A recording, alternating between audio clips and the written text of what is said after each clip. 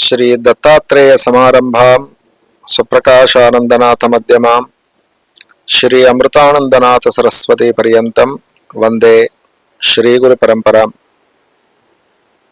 దీపావళి పర్వదినాన్ని పురస్కరించుకొని శ్రీకులపీఠం శ్రీ శ్రీ శ్రీ త్రిశక్తి అష్టలక్ష్మి కామాఖ్య దశమహావిద్యా దేవాలయంలో ప్రతి దీపావళి మొదలుకొని కార్తీక పౌర్ణమి వరకు దీపోత్సవము 15 రోజులు చేస్తారు.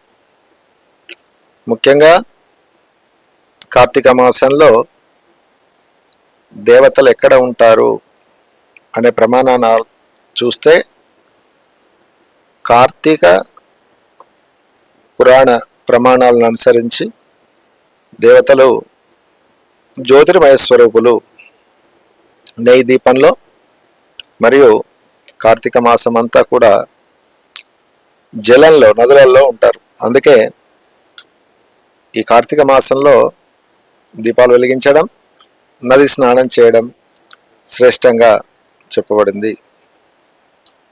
కనుక కామాఖ్య దేవాలయంలో నిత్య దీపోత్సవం ఈ యొక్క దేవ దీపావళి వరకు, దీపావళి మొదలుకొని కార్తీక పౌర్ణమి రోజు దేవ దీపావళి అంటారు. ఆ రోజు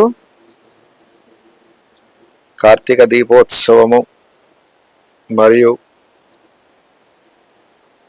ఆ రోజు విశేషమైనటువంటి కార్యక్రమాలు, నిత్య